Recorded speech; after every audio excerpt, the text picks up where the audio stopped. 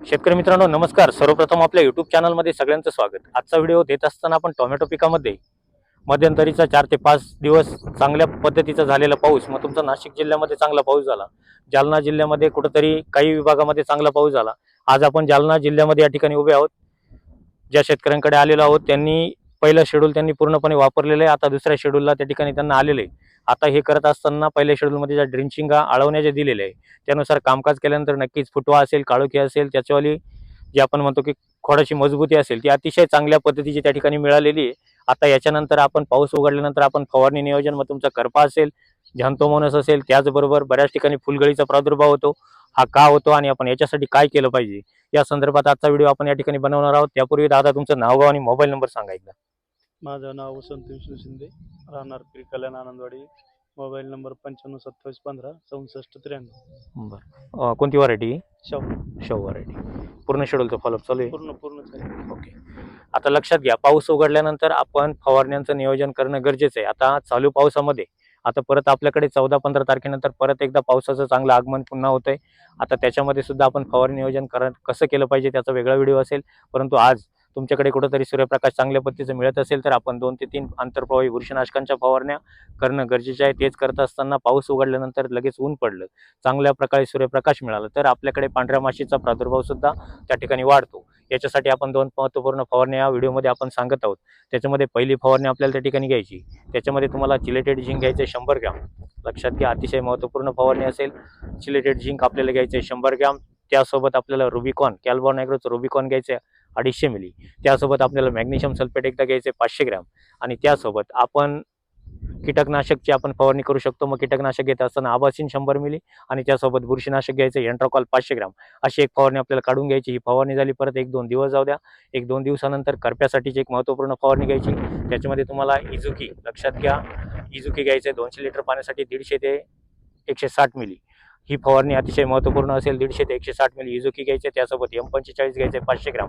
ज्या ठिकाणी फुलकळीचं प्रमाण असेल त्या ठिकाणी आपण M45 न घेता आपण त्या ठिकाणी दुसऱ्या बुरशीनाशकचा वापर करायचा आहे. मग त्यासोबत आपण ब्लॅक स्पॉट घ्यायचे 500 ग्रॅम. अशा पद्धतीची एक फवारणी करून घ्यायची. ही फवारणी झाली. ज्या ठिकाणी तुमचं वारंवार पाऊस चालवत असेल, दवधुक्याचं प्रमाण असेल, अशा ठिकाणी आपल्याला कोनिका घ्यायचं आहे 250 ग्रॅम. 200 लिटर पाण्याच्या प्रमाणामध्ये कोनिका घ्यायचं 250 ग्रॅम. त्यासोबत आपल्याला स्ट्रेप्टोसायक्लिन घ्यायचं 24 ग्रॅम. ही सुद्धा आपण एक फवारणी करून घेणं गरजेची. याच करत असताना बऱ्याचदा आपल्याकडे फुलगळीचा प्रादुर्भाव वाढतो. आता ही फुलगळ का होते तर ज्यावेळेस आपल्याकडे सततचा पाऊस चालतो त्यावेळेस आपल्याकडे जी आपण फुलाची देठाची मजबूती म्हणतो ती जर आपल्याकडे कमी प्रमाणात असेल तर आपल्याकडे फुलगळीचा प्रादुर्भाव वाढतो. त्याचबरोबर त्याच्यावरती डावणीचा सुद्धा अटॅक वाढतो. कळत न कळत आलेला डावणी आपल्याला ती कूज म्हणजे आपलं फुल पिवळं पडतं, देठ पिवळं पडतं आणि त्या ठिकाणी कूज व्हायला सुरुवात होते.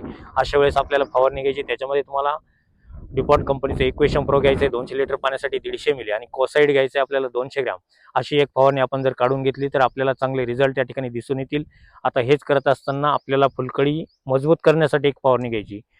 ही फवारणी घेण्यासाठी आपल्याला त्या ठिकाणी कॅल्शियम गोल्ड घ्यायचं आपल्याला 250 मिली किंवा टॉपकॅल घ्यायचं 500 मिली.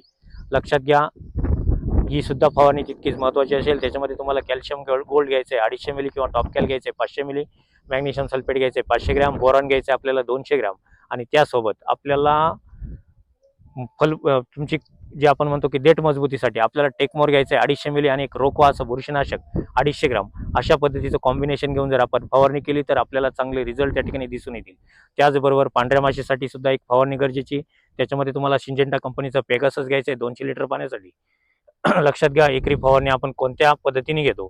आपल्याला एकरी 200 लिटर पाणी लागत असेल तर आपण एकरी साधारणतः 200 लिटर पाण्यासाठी सिंजेंटा कंपनीचं पेगासस 200 ग्रॅम घ्यायचं आहे.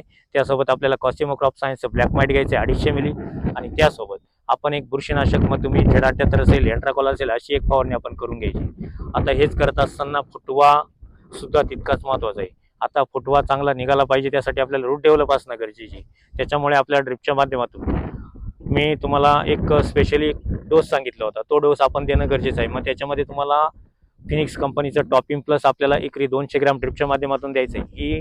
हा डोस दिल्यानंतर आपल्याला नक्कीच फुटवा, फुलकळी सुद्धा त्या ठिकाणी वाढायला मदत होणार आहे. त्याच्यामुळे तुम्हाला टॉपिंग प्लस, लक्षात घ्या, फिनिक्स क्रॉप सायन्सचं त्या ठिकाणी फिनिक्स हायटेक रिसर्च कंपनीचा आपल्याला त्या ठिकाणी टॉपिंग प्लस आपल्याला एकरी 200 ग्रॅम ड्रिपच्या माध्यमातून द्यायचं आहे.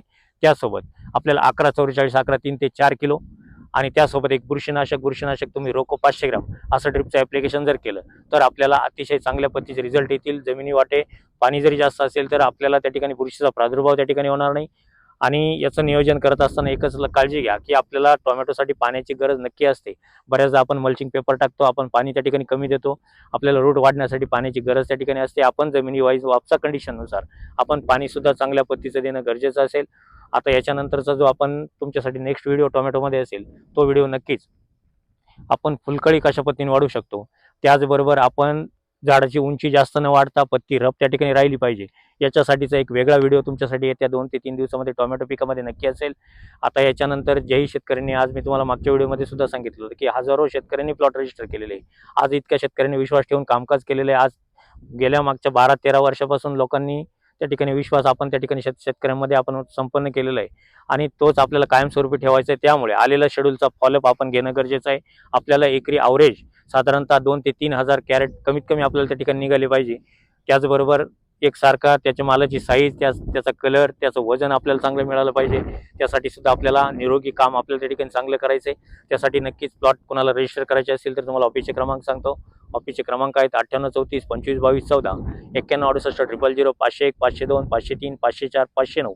या कुठल्याही क्रमांकावरती संपर्क करून आपण आपले प्लॉट रजिस्टर करू शकता. काही अडचणी असतील तर नक्कीच ऑफिसला कॉल करून विचारून घेत चला.